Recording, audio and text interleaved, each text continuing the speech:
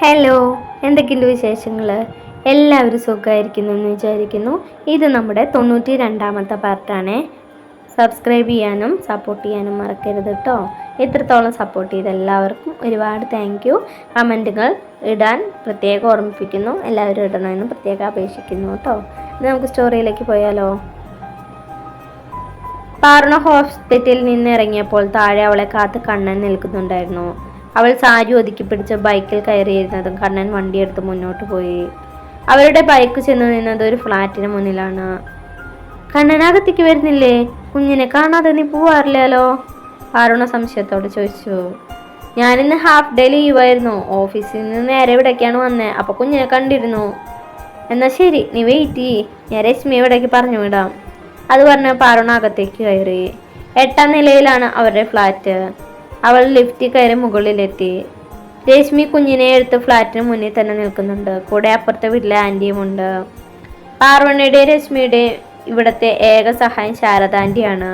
ആൻറ്റിയുടെ husband ex military ആണ്. 70 വയസ്സോളം അങ്കിളിനും പ്രായമുണ്ട്. പാർവണയുടെ കുഞ്ഞാണ് വയസ്സങ്കാലത്ത് അവൾക്കുള്ള ഏക ആശ്വാസം. അമ്മയുടെ കുഞ്ഞോളെന്തിനാ കരയണേ? രശ്മിയുടെ കയ്യിലിരിക്കുന്ന കുഞ്ഞിനെ നോക്കിക്കൊണ്ട് അവൾ ചോദിച്ചു. അവളെ കണ്ടതും കുഞ്ഞ് കരച്ചിൽ നിർത്തി. അവളെ കണ്ണുകൾ വിടർത്തി നോക്കാൻ തുടങ്ങി. കുഞ്ഞിന്റെ കൺപീലിയിൽ തങ്ങി നിൽക്കുന്ന കണ്ണീർ കണ്ടതും അവളുടെ ഉള്ളൊന്ന് പിടഞ്ഞിരുന്നു. അമ്മ ഓടിപ്പോയി കുളിച്ചിട്ട് വന്നിട്ട് അമ്മയുടെ മോക്ക് പാല് തരാട്ടോ. അത് പറഞ്ഞ് അവൾ അകത്തേക്ക് പോയി. അവൾ കണ്ണുമുന്നിൽ നിന്ന് മറിഞ്ഞതും കുഞ്ഞ് വീണ്ടും കരയാൻ തുടങ്ങി. പാറുണ വേഗം കുളി കഴിഞ്ഞിറങ്ങി രശ്മിയുടെ കയ്യിൽ നിന്ന് കുഞ്ഞിനെ വാങ്ങി. ഇപ്പൊ തന്നെ ലേറ്റ് ആയല്ലോ, വേഗം ഇറങ്ങാൻ നോക്കിക്കോ രശ്മി. ചേച്ചിയെ കാണാത്ത കാരണമാണെന്ന് തോന്നുന്നു. നച്ചുമോള് നല്ല വാശിയാണ്. എന്തെങ്കിലും ആവശ്യം ഉണ്ടെങ്കിൽ വിളിച്ചാൽ മതി കേട്ടോ. ഞാൻ ഇറങ്ങാം, ആദ്യേട്ടൻ താഴെയുണ്ട്. അതെ, പിന്നൊരു കാര്യം, ഇന്നലത്തെ പോലെ എനിക്ക് ഇറങ്ങി നടക്കാനൊന്നും പോവണ്ട. കല്യാണം കഴിഞ്ഞിട്ടില്ല, എൻഗേജ്മെന്റ് കഴിഞ്ഞിട്ടുള്ള ഓർമ്മ വേണട്ടാ. പാറുണ കളിയാക്കിക്കൊണ്ട് പറഞ്ഞു. ശരി മേഡം, ഓർമ്മ വെച്ചോളാം. അത് പറഞ്ഞ് തിരക്കിട്ട് അവൾ പുറത്തേക്ക് പോയി. ശിവമോളെ, അമ്മയുടെ പൊന്നെന്തിനെങ്ങനെ കരയണേ? അമ്മ വന്നൂലോ. അവൾ വിതുമ്പുന്ന കുഞ്ഞിന്റെ കണ്ണു തുടച്ചുകൊണ്ട് പറഞ്ഞു. ശേഷം ഡോറ് ലോക്ക് ചെയ്ത് അകത്തേക്ക് വന്നു. കുഞ്ഞിന് പാല് കൊടുത്ത് ഉറക്കിയ ശേഷം അവൾ രാത്രിയിലേക്കുള്ള ഭക്ഷണം ഉണ്ടാക്കാനായി അടുക്കളയിലേക്ക് നടന്നു. പുലർച്ചയോടുകൂടെ ശിവ കൊൽക്കത്തയിലേക്ക് എത്തി. ദേവിയുടെ ഒരു ഫ്രണ്ട് വഴി അവിടെ ഒരു വീട് ശരിയാക്കിയിരുന്നു. അവൻ കയ്യിലെ കീ ഉപയോഗിച്ച് ഡോർ ഓപ്പൺ ചെയ്തു. നല്ല യാത്രാക്ഷീണമുള്ളതിനാൽ അവൻ കിടന്നുറങ്ങിപ്പോയി. രാവിലെ തന്നെ ഹോസ്പിറ്റലിൽ പോകണം എന്നുള്ളതിനാൽ അലാറം വെച്ചാണ് കിടന്നത്. വീട് റെഡിയാക്കി തന്ന ദേവയുടെ ഫ്രണ്ട് വഴി തന്നെയാണ് അവിടെ ശിവയ്ക്ക് ജോലി റെഡിയാക്കി കൊടുത്തത്. സിറ്റിയിലെ അത്യാവശ്യം പ്രശസ്തി ആർജിച്ച ഒരു പ്രൈവറ്റ് ഹോസ്പിറ്റലാണ് രാജവർമ്മ മെമ്മോറിയൽ. അതിനേക്കാൾ ഉപരി മലയാളികൾ നടത്തിക്കൊണ്ടുവരുന്ന ഹോസ്പിറ്റൽ കൂടിയാണ്. അതുകൊണ്ട് മലയാളി ഡോക്ടർമാരും നഴ്സുമാരാണ് അവിടെ കൂടുതലുള്ളത്. ഹോസ്പിറ്റലിലെ എല്ലാം പുതിയ ഹെഡിനെ സ്വീകരിക്കുന്നതിനായി പുറത്തു തന്നെ നിൽക്കുന്നുണ്ട്. സമയം കറക്റ്റ് 9 മണി ആയതും ഹോസ്പിറ്റലിലെ ഗേറ്റ് കടന്ന് ഒരു ബുള്ളറ്റ് അകത്തേക്ക് വന്നു. ബുള്ളറ്റിൽ നിന്ന് ഇറങ്ങി വരുന്ന ചെറുപ്പക്കാരനെ കണ്ട് അവിടെ കൂടി നിന്നവരുടെ കണ്ണുകളൊന്ന് വിടർന്നു. വെട്ടി ഒതുക്കിയ താടി, വിടർന്ന ബ്രൗൺ കണ്ണുകൾ, നല്ല ഒത്ത ശരീരം. വൈറ്റ് ഷർട്ടും ബ്ലൂ ജീൻസാണ് വേഷം. ഷർട്ട് ഇൻസൈഡ് ചെയ്തിട്ടുണ്ട്. ഇടത് കയ്യിലൊരു വാച്ച്, കഴുത്തിലൊരു സ്വർണ്ണ ചെയിൻ, അതിൻ്റെ അറ്റത്തായി പി എന്നെഴുതിയൊരു ലോക്കറ്റ്. എഴുതിത്തിയേ, അത് ആള് ചുള്ളനാണല്ലോ. ഞാൻ വിചാരിച്ചു നമ്മുടെ ജോസഫ് സാറിനെ പോലെ പ്രായമുള്ള ആളാണ് ഇരിക്കുന്നത്. ഇതിപ്പോ ഒരു അടിപൊളി ഫ്രീക്കം പയ്യനാണല്ലോ. കൂട്ടത്തിൽ ഒരു പെൺകുട്ടി അവളുടെ അടുത്തായി നിൽക്കുന്ന കുട്ടിയോടായി പറഞ്ഞു. Welcome sir. നേഴ്സിംഗ് സൂപ്രണ്ടായ മായ അവരുടെ കയ്യിലേക്ക് ഒരു ബൊക്ക വെച്ചു കൊടുത്തു. താങ്ക്സ്. അവനൊരു ചെറിയ പുഞ്ചിരിയോടെ അത് വാങ്ങി. ശേഷം അകത്തേക്ക് നടന്നു. അതിന് പിന്നാലെ മറ്റുള്ളവരും. ഇവിടെ മൊത്തത്തിൽ എത്ര സ്റ്റാഫ് ഉണ്ട്? അയാൾ തൻ്റെ ചെയറിലേക്ക് ഇരുന്നുകൊണ്ട് ചോദിച്ചു. നമ്മുടെ സെക്ഷനിൽ മൊത്തം 10 നേഴ്സാണ് ഉള്ളത്. കയ്യിലുള്ള രജിസ്റ്റർ അവന് മുന്നിൽ വെച്ചുകൊണ്ട് മായ പറഞ്ഞു. ഓക്കെ, എല്ലാവരോടും ഇവിടേക്ക് വരാൻ പറയൂ. അത് കേട്ടത് മായ വേഗം തന്നെ എല്ലാ സ്റ്റാഫിനെയും വിളിച്ചുകൊണ്ട് പറഞ്ഞു. I am Sivarag. ഞാനാണ് നിങ്ങളുടെ പുതിയ ഹെഡ്. ഇതിനു മുമ്പ് ഞാൻ കേരളത്തിലായിരുന്നു വർക്ക് ചെയ്തിരുന്നത്. ഡ്യൂട്ടിയുടെ കാര്യത്തിൽ ഞാൻ നല്ല സ്ട്രിക്റ്റ് ആണ്. ഇതിനു മുമ്പ് ഉണ്ടായിരുന്ന നിങ്ങളുടെ ഹെഡ് എങ്ങനെയാണെന്നൊന്നും എനിക്കറിയണ്ട. ഞാൻ പറയുന്ന കാര്യങ്ങൾ അനുസരിക്കാൻ കഴിയില്ലെങ്കിൽ നിങ്ങൾക്ക് ഇന്ന് തന്നെ റിസൈൻ ചെയ്ത് പോവാം. ഞാൻ നിങ്ങളുടെ രജിസ്റ്റർ എല്ലാം ചെക്ക് ചെയ്തു. നിങ്ങളുടെ ഡ്യൂട്ടി ടൈം എന്ന് പറയുന്നത് 10 to 5 ആണ്. പക്ഷെ രജിസ്റ്റർ നോക്കിയപ്പോൾ പലരും നേരം വൈകി വരുന്നു, നേരത്തെ പോകുന്ന എന്റെ ശ്രദ്ധയിൽപ്പെട്ടു. ഇനി മുതൽ ഇങ്ങനെ ഉണ്ടാവാൻ പാടില്ല. എല്ലാവരും രജിസ്റ്ററിൽ സൈൻ ചെയ്തിട്ട് ഡ്യൂട്ടിക്ക് കയറിക്കൊള്ളൂ. കയ്യിലുള്ള രജിസ്റ്റർ മേശയ്ക്ക് മുകളിൽ വെച്ചുകൊണ്ട് പറഞ്ഞു. എല്ലാവരും വേഗം തന്നെ രജിസ്റ്ററിൽ ഒപ്പിട്ട് പുറത്തേക്ക് പോകാൻ നിന്നു. മായ രജിസ്റ്ററിൽ ഒപ്പിട്ട് തിരിഞ്ഞു നടക്കാൻ തുടങ്ങിയതും ശിവ പിന്നീട് നിന്ന് വിളിച്ചു. അവന്റെ വിളി കേട്ട് മായയ്ക്കൊപ്പം ഉണ്ടായിരുന്ന ജാനകി ചേച്ചിയും അവിടെ തന്നെ നിന്നു. സ്റ്റാഫ് നമ്പർ 8 സൈൻ ഇതിൽ കാണുന്നില്ലല്ലോ, ലീവാണെന്ന് അവൻ രജിസ്റ്റർ നോക്കിക്കൊണ്ട് പറഞ്ഞു. അറിയില്ല സാർ, ലീവ് വിളിച്ചു പറഞ്ഞിട്ടില്ല. പിന്നെ ആ കുട്ടിയുടെ വരവൊക്കെ കണക്കാണ്. ഡെയിലി ഡ്യൂട്ടിക്ക് വരും, പക്ഷെ കൃത്യസമയത്തൊന്നും എത്തില്ല. ഇതിനു മുമ്പ് ഇവിടുത്തെ ഹെഡായ ജോസഫ് സാറിന്റെ പെറ്റായിരുന്നു അവള്. അതുകൊണ്ട് നേരം വൈകി വന്നാലും ചോദിക്കാനും പറയാനും ആരും ഉണ്ടായിരുന്നില്ല. അങ്ങനെയൊന്നുമല്ല ഡോക്ടർ, ആ കുട്ടി ഒരു പാവാണ്. ഇന്നലെ അവൾ ലേറ്റ് ആവുമെന്ന് പറയാൻ വന്നതായിരുന്നു, പക്ഷെ മായ ആ സമയം ഓപ്പറേഷൻ തിയേറ്ററിലായിരുന്നു. അത് പറയാൻ വേണ്ടിയാണ് അവൾ രാത്രി നേഴ്സിനെ വിളിച്ചിരുന്നു. പക്ഷെ നേഴ്സ് കോൾ എടുത്തില്ല. അതുകൊണ്ട് മായ നേഴ്സിനോട് പറയാൻ രാവിലെ എന്നെ വിളിച്ച് പറഞ്ഞിരുന്നു. ആ കാര്യം ഞാൻ മായയോട് പറഞ്ഞിരുന്നല്ലോ. മായ പറയുന്നത് കേട്ട് തന്നെ ജാനകി ഇടന്ന് കയറി പറഞ്ഞു. ഓക്കെ, എന്തായാലും അവരോട് എന്നെ കണ്ടിട്ട് ഡ്യൂട്ടിക്ക് കയറിയാൽ മതി എന്ന് പറഞ്ഞേക്ക്. രജിസ്റ്റർ ഇവിടെ ഇരുന്നോട്ടെ. ശിവ അത് പറഞ്ഞതും അവൾ രണ്ടുപേരും ക്യാബിൻ വിട്ട് പുറത്തേക്ക് ഇറങ്ങി. സമയം 10 കഴിഞ്ഞല്ല മഹാദേവ, ഇന്നും വഴക്ക് കേൾക്കും ഉറപ്പാ. ആ മായ നേഴ്സിന്റെ കയ്യിൽ നിന്നു. പാർണ നെറ്റിയിൽ പൊടിഞ്ഞ വിയർപ്പ് തുള്ളികൾ താരിത്തൽപ്പ് കൊണ്ട് തുടച്ച് അതിവേഗത്തിൽ ഹോസ്പിറ്റൽ സ്റ്റെപ്പുകൾ കയറി. പാർവണിയോട് ഡോക്ടറിനെ കണ്ടിട്ട് ഡ്യൂട്ടിക്ക് കയറിയാൽ മതി എന്ന് പറഞ്ഞു കേട്ടോ. വല്ലാത്തൊരു പുച്ഛഭാവത്തിൽ മായ പറഞ്ഞു. അത് കേട്ട് പാർവണ പേടിയോടെ ജാനകി ഒന്ന് നോക്കി. നിനക്ക് കുറച്ച് നേരത്തെ വരായിരുന്നില്ലേ കുട്ടി? ആ ഡോക്ടർ നല്ല ദേഷ്യത്തിലാണ്. ശ്രമിക്കാഞ്ഞിട്ടല്ല ചേച്ചി, പോളിയോടൊക്കെ നല്ല തിരക്കായിരുന്നു. പോരാത്തതിന് ഗവൺമെന്റ് ഹോസ്പിറ്റലും അല്ലേ. ശരി ശരി, ഇനി ഇവിടെ നിന്ന് സമയം കളയണ്ട, വേഗം ചെല്ലാൻ നോക്ക്. ശരി ചേച്ചി. പാർവണ ഒരു പേടിയോടെ ഡോക്ടറിന്റെ ക്യാബിനിലേക്ക് നടന്നു. ഹോസ്പിറ്റലിൽ തനിക്കുള്ള ഏക കൂട്ടി ജാനകി ചേച്ചിയാണ്. തന്നെക്കുറിച്ച് ഒന്ന് തുറന്നു പറഞ്ഞിട്ട് കൂടിയില്ലെങ്കിലും എല്ലാ വിഷമങ്ങളും കൂടെ നിന്നിട്ടുണ്ട്. പ്രഗ്നൻസി ടൈമിൽ ചേച്ചി തന്നെ ഒരുപാട് സഹായിച്ചിട്ടുമുണ്ട്. ചേച്ചിയുടെ വീട്ടിൽ ഭർത്താവും 2 കുട്ടികളാണ് ഉള്ളത്. 2 ആൺകുട്ടികളാണ്. ഭർത്താവ് ഒരു ഷോപ്പിൽ സെയിൽസ് സെക്ഷനിൽ വർക്ക് ചെയ്യുന്നു. പ്രണയവിവാഹം ആയതിനാൽ പറയത്തക്ക ബന്ധുക്കളൊന്നും തന്നെ ചേച്ചിക്ക് ഉണ്ടായിരുന്നില്ല. ഹോസ്പിറ്റലിലെത്തിയ കാര്യവും ഡ്യൂട്ടിക്ക് കയറിയ കാര്യവും എല്ലാം ശിവദേവിയെ വിളിച്ച് സംസാരിക്കുകയായിരുന്നു. ജനലിന്റെ അരികിൽ പുറത്തേക്ക് നോക്കിയെന്നാണ് അവന്റെ സംസാരം. പെട്ടെന്ന് പിന്നിൽ നിന്ന് ആരുടെയോ ഡോക്ടർ എന്ന വിളി കേട്ടതും അവൻ കോള് കട്ട് ചെയ്ത് തിരിഞ്ഞു നോക്കി. കൺമുന്നിൽ നിൽക്കുന്ന ആളെ കണ്ട് ശിവയ്ക്ക് തൻ്റെ കണ്ണുകളെ പോലും വിശ്വസിക്കാനായില്ല.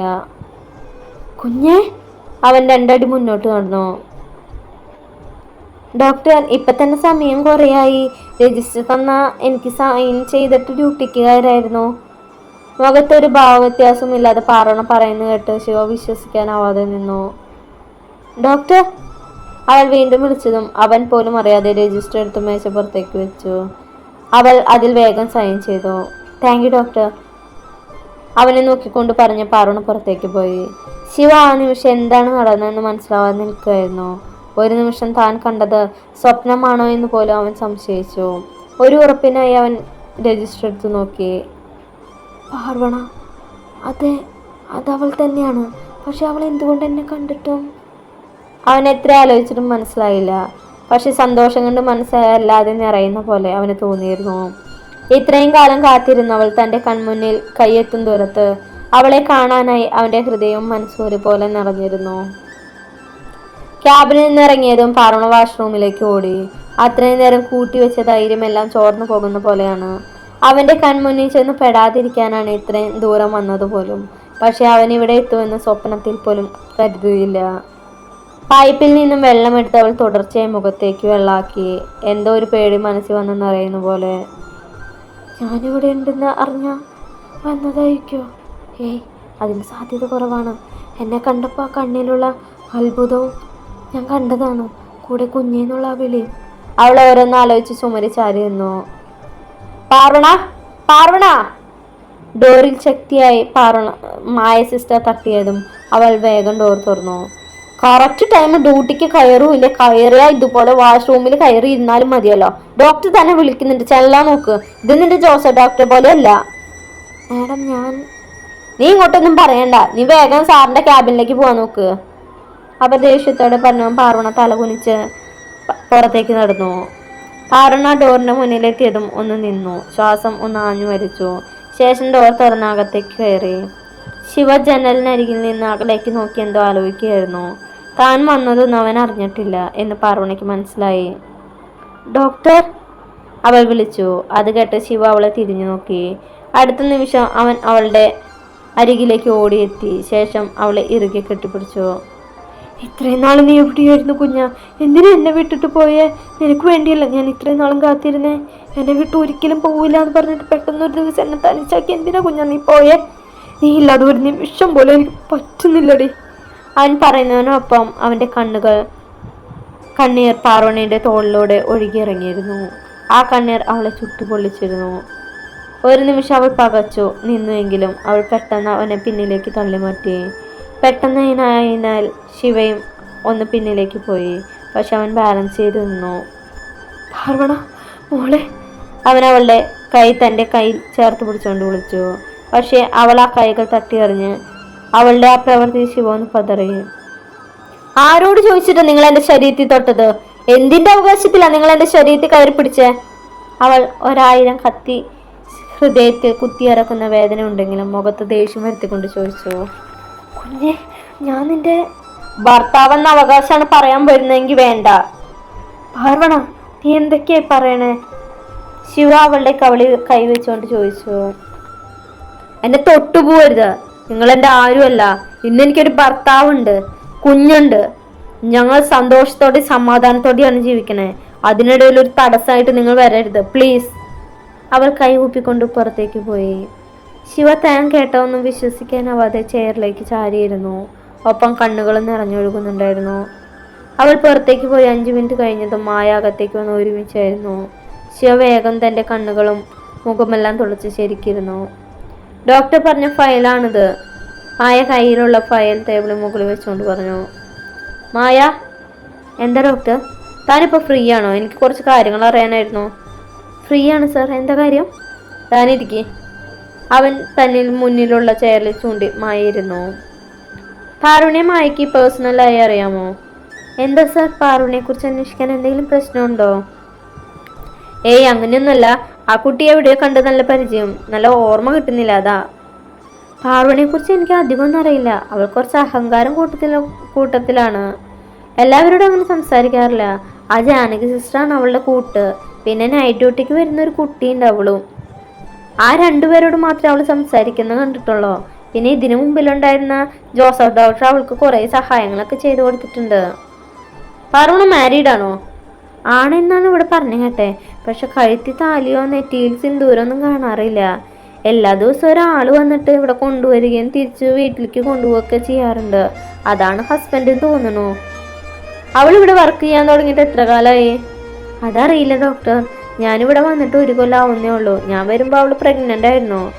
പറയത്തക്ക ബന്ധുക്കളൊന്നും ഇല്ലാന്ന് തോന്നുന്നു. ഡെലിവറി ടൈമിൽ ഇവിടുത്തെ നൈറ്റ് ഡ്യൂട്ടിക്കുള്ള നേഴ്സും പിന്നെ അവളുടെ ഹസ്ബൻഡും മാത്രമേ സഹായത്തിനായിട്ടുണ്ടായിരുന്നുള്ളൂ. ഇവിടെ തന്നെയായിരുന്നു ഡെലിവറി.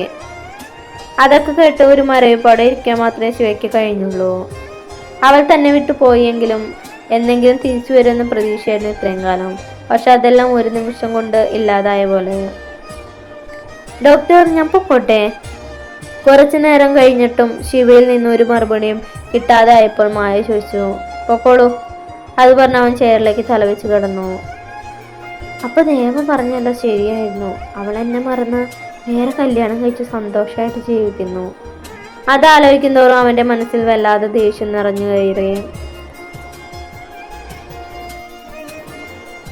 തിരികെ വന്ന പാർവണ നേരെ തന്റെ ടേബിളിൽ തലവെച്ച് കിടന്നു. ഒപ്പം കണ്ണുകളും നിറഞ്ഞൊഴുകുന്നുണ്ടായിരുന്നു. ഇത്രയും നാളും നീ എവിടെയായിരുന്നു കുഞ്ഞ? എന്തിനാ എന്നെ വിട്ടു പോയത്?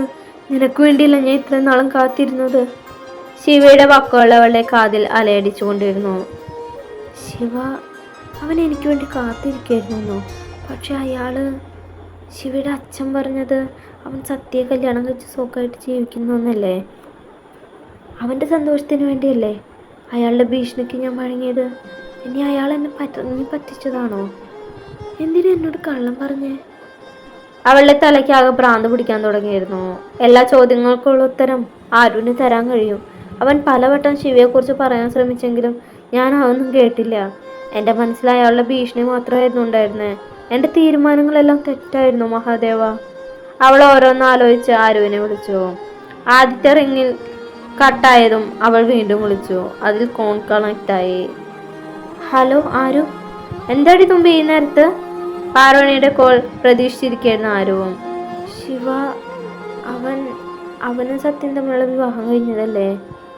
എന്താ ഇപ്പൊ പെട്ടെന്ന് ഇങ്ങനെ ഒരു അന്വേഷണം? ഇത്രയും കാലം അളിയനെ കുറിച്ച് അല്ല ശിവനെ കുറിച്ച് പറയുമ്പോ നീ കേൾക്കാൻ നിന്നിരുന്നില്ലല്ലോ. നീ ഞാൻ ചോദിച്ചതിന് ഉത്തരം താ ആരു. ഞാൻ ആകെ തലയ്ക്ക് പ്രാന്ത് പിടിച്ചിരിക്കട്ടാ. അത് ശിവേട്ടൻ.